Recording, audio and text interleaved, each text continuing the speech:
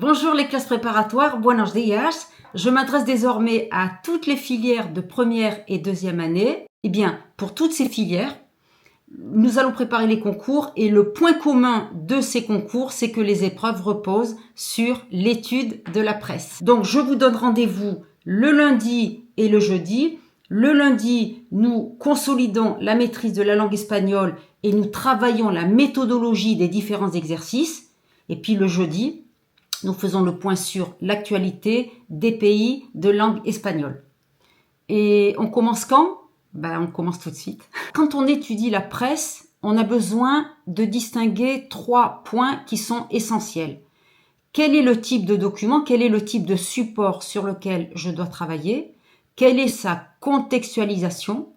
Et quelle est la problématique? Quelle est la question que soulève tel ou tel document? Pour présenter le document, je vous propose d'apprendre par cœur. Il s'agit de. Se trata de un artículo et on apprend par cœur la place de l'accent sur le i de artículo, d'accord, pour acquérir une orthographe qui soit une orthographe rigoureuse. Ensuite, vous voulez dire c'est un article, ce sont des articles. On va toujours employer le verbe ser quand on veut désigner, quand on veut montrer. Regardez mon accent. Son artículos, j'ai bien sûr gardé l'accent, j'écris correctement le mot dans ma copie et puis j'ai veillé à respecter les accords, en l'occurrence ici l'accord au pluriel. On sait qu'en espagnol, les mots qui finissent par une voyelle, c'est le cas de artículo, prennent simplement un S au pluriel. D'accord? Voilà. Alors je continue à présenter mon document et je vais dire es un artículo sacado tiré du journal del periódico et je retrouve, regardez ici ma règle orthographique, ico, ica, 3, 2, 1, periódico, d'accord? Tous les mots qui finissent en ico, ica au féminin, icos masculin pluriel, icas féminin pluriel, vous les accentuez en partant de la fin, 3, 2, 1, accent, periódico, le journal. Deuxième travail à faire, c'est de contextualiser notre document, d'accord? Et on va essayer ici d'éviter la simple répétition de la date qui n'apporte pas de valeur ajoutée à votre travail. Et essayez de mettre en perspective la publication de ce document de la façon suivante. Este artículo, regardez, on retrouve ici notre accent, d'accord? Artículo fue publicado.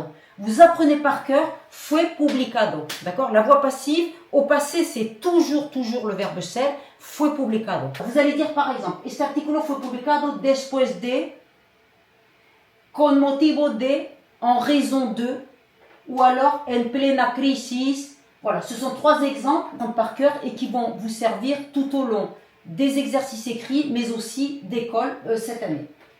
Et je vais ensuite présenter le thème, la problématique de mon article. Alors, de la façon suivante, là aussi, je vous propose des phrases à apprendre par cœur pour commencer, voyez.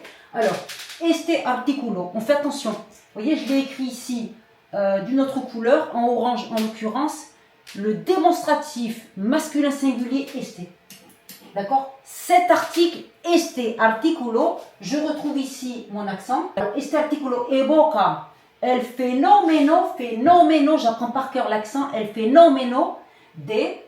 Je peux dire aussi, cet article pose la question de. Plantea la cuestión, regardez, je retrouve, comme on l'a vu tout à l'heure, les fameux mots en ion avec un accent sur le O, accent qui disparaît au pluriel. Alors cet article pose la question de, plantea la cuestión de, ou alors je peux dire aussi, este artículo alude a, fait allusion à, ou alors fait référence à, se refiere à. Je poursuis la présentation de mon document et j'apprends par cœur. Se trata de un artículo, accent, cuyo tema es, dont le sujet est, cuyo tema es, vous l'apprenez par cœur, vous allez l'utiliser toute l'année. On recapitulemos, presentamos el documento, lo contextualizamos, presentamos su problemática y no nos olvidamos de las reglas ortográficas. Bueno, ¿qué tal? Nos vemos el jueves.